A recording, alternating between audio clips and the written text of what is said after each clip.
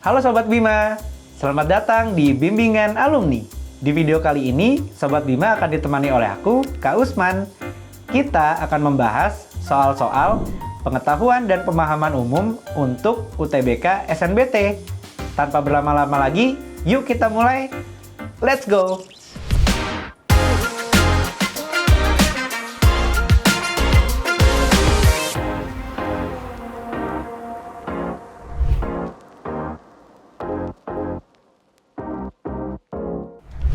Sobat Bima, kita mulai pembahasannya dari soal yang pertama. Soalnya adalah lawan kata menyusut yang tepat pada kalimat 3 adalah kita fokus pada kalimat ketiga.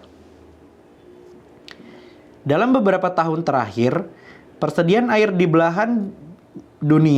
berbagai belahan dunia menyusut ke titik terendah sepanjang sejarah akibat kekeringan berkepanjangan. Nah, kita diminta untuk mencari antonim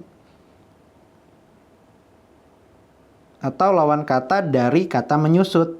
Nah, di dalam teks, terutama kalimat ketiga, kita bisa menggunakan frasa ke titik terendah sepanjang sejarah ini sebagai petunjuk apabila kita tidak mengetahui apa yang dimaksud dengan kata menyusut. Ya, ini sebagai petunjuknya. Ke titik terendah berarti menyusut itu artinya berkurang. Berarti kita harus mencari lawan kata dari berkurang, yaitu bertambah. Nah, di sini tidak ada kata bertambah. Berarti kita cari persamaan atau sinonim dari kata bertambah. Nah, bertambah itu sama dengan melimpah.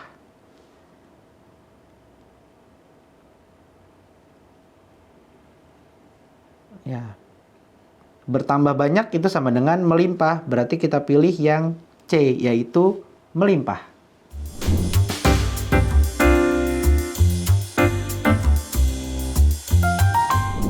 Sobat Bima, kita lanjutkan pembahasan soal yang kedua. Soalnya adalah kalimat manakah pada bacaan di atas yang memiliki pola dasar sama dengan pola dasar kalimat para peneliti beranggapan lemahnya pengawasan di sekitar Taman Nasional mengakibatkan kerusakan ekosistem. Nah, karena yang ditanya pola dasar, berarti kita harus menentukan subjek, predikat, objek, pelengkap, dan keterangan. Nah, di dalam soal ini, kita diminta untuk menyamakan dengan kalimat para peneliti beranggapan lemahnya pengawasan di sekitar Taman Nasional mengakibatkan kerusakan ekosistem. Ya, di sini kita lihat bahwa para peneliti itu merupakan subjek, beranggapan itu adalah predikat, lalu lemahnya pengawasan di sekitar Taman Nasional mengakibatkan kerusakan ekosistem itu adalah keterangan. Jadi polanya subjek, predikat, dan keterangan. Sekarang kita tinggal cari di dalam pilihan jawaban yang polanya sama dengan pola tersebut. Kita lihat di pilihan jawaban yang pertama, yang A, yaitu kalimat kedua. Di banyak tempat, pertumbuhan penduduk melebihi ketersediaan air sehingga terjadi krisis air. Di banyak tempat, ini didahului dengan keterangan. Sudah pasti tidak tepat. Sementara kalimat yang kita sedang uji adalah kalimat yang didahului dengan subjek. Lalu kalimat ketiga, dalam beberapa tahun terakhir, nah ini juga keterangan. Jadi tidak tepat. Lalu Kalimat keempat, sebelumnya beberapa pengamat berspekulasi bahwa perubahan pola curah hujan sebagai dampak pemanasan global menjadi penyebab terjadinya krisis air ini. Ada kata sebelumnya. Oke, nah sebelumnya ini menunjukkan bahwa ini adalah konjungsi. Jadi masih ada keterkaitan dengan kalimat 3 sehingga tidak tepat kalimat keempat. Lalu kalimat kelima, akan tetapi ini juga merupakan konjungsi yang menunjukkan adanya pertentangan. Jadi tidak tepat. Berarti kita akan lihat pada kalimat ke-6. Mereka menyimpulkan bahwa mereka ini subjek, menyimpulkan bahwa itu adalah predikat. Akar masalah berkurangnya pasokan air di tempat tersebut adalah pertumbuhan populasi, itu merupakan keterangan. Jadi kita pilih yang E sebagai pilihan jawaban yang tepat, yaitu polanya sama-sama subjek, predikat, dan keterangan.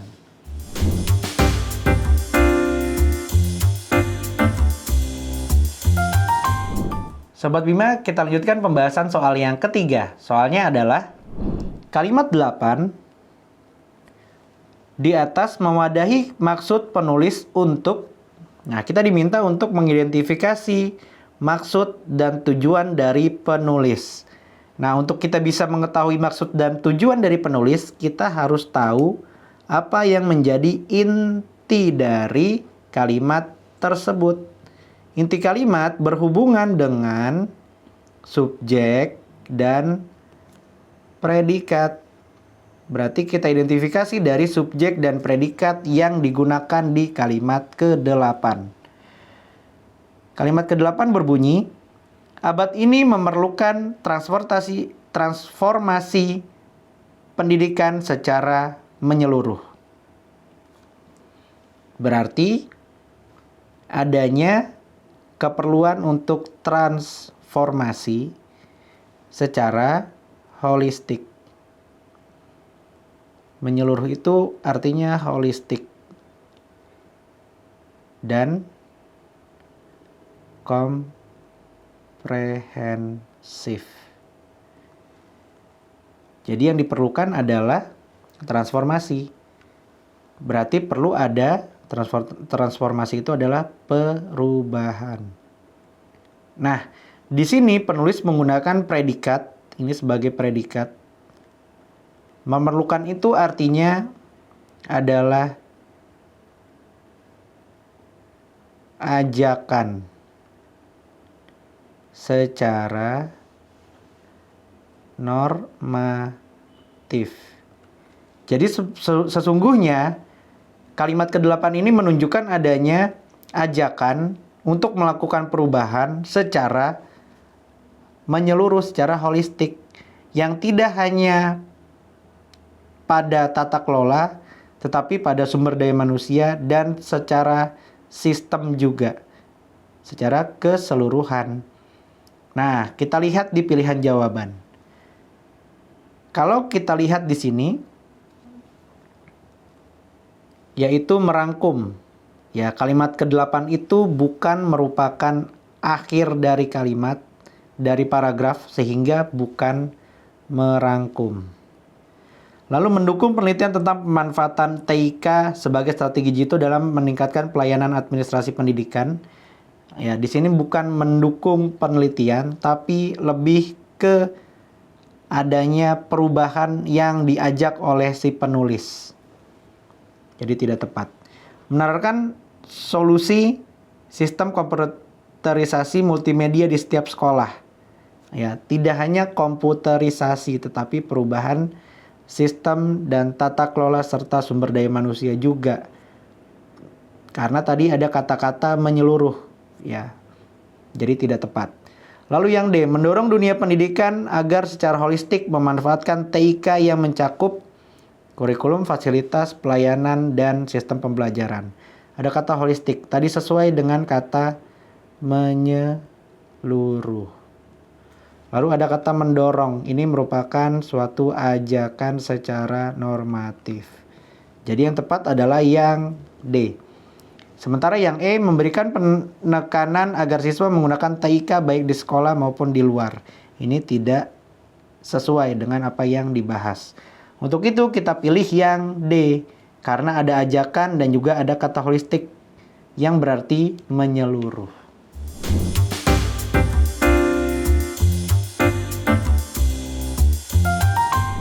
Sobat Bima, kita lanjutkan pembahasan soal yang keempat. Soalnya adalah, berdasarkan data di atas, bagaimana cara mengatakan banyak capung terbang di depan kumbang dengan menggunakan bahasa tersebut? Nah, ini adalah bahasa hipotesis atau nama lainnya adalah bahasa panda. Nah, untuk bisa mengerjakan bahasa panda ini, kita harus pastikan kata per kata pada soal itu sama dan sesuai dengan keterangan yang disajikan di dalam soal. Di sini gamut itu artinya kumbang, besoks itu artinya banyak capung, besoks itu artinya capung, ya. Lalu tirons gamus kambesosu itu adalah kumbang terbang di depan banyak capung. Nah, sekarang yang ditanyakan adalah banyak capung terbang di depan kumbang. Nah, kita lihat dari pola yang ada. Di dalam soal, banyak capung, ya, banyak capung itu adalah besoks, itu artinya banyak capung.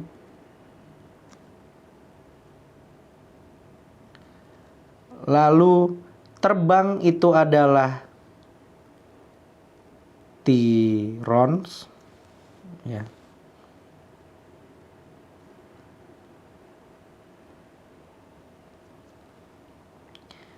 Kemudian kumbang itu adalah gamuts.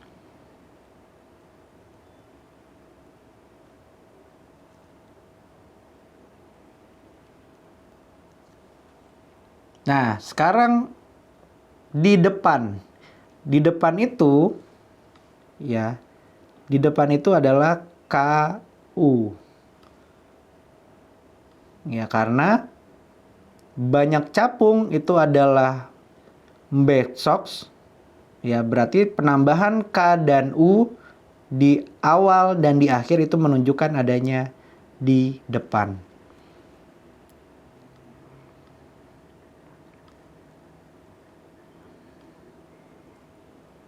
Nah, sekarang kita lihat polanya. Di sini polanya bukan gamuts tirons, tetapi tirons dulu, terbangnya dulu. Berarti untuk banyak capung terbang itu adalah tirons besoks. Itu artinya banyak capung terbang. Ya, sama polanya seperti ini. Lalu kumbang. Kumbang itu adalah gamuts. Nah, di depan kita tambahkan K dan U. Ya, jadi kagamutsu. Sehingga banyak capung terbang di depan kumbang itu adalah tirons, besoks, kagamutsu. Nah, di dalam pilihan jawaban, ya, ketika kita lihat polanya adalah tirons sebagai terbang itu muncul duluan, kita bisa langsung mencari pilihan jawaban yang tepat. Di sini pilihan jawaban yang tepat ada pada pilihan jawaban yang B karena mendahului kata tirons. Sementara pilihan yang lain itu tidak menggunakan kata tirons. Nah, catatan untuk Sobat Bima adalah kita harus pastikan apa yang ditanyakan pada soal itu sepola atau sama dengan ataupun sama persis dengan apa yang menjadi keterangan yang disajikan di dalam soal. Sehingga ya kita bisa menentukan mana pilihan jawaban yang tepat. Untuk banyak capung terbang di depan kumbang, yang tepat adalah Tirons Mbexos Kagamutsu. Tirons itu artinya terbang, Mbexos itu artinya banyak capung, Gamuts itu artinya kumbang, dan penambahan K serta U di belakang itu untuk menunjukkan kata di depan. Sehingga Tirons Mbexos Kagamutsu itu adalah jawaban yang tepat.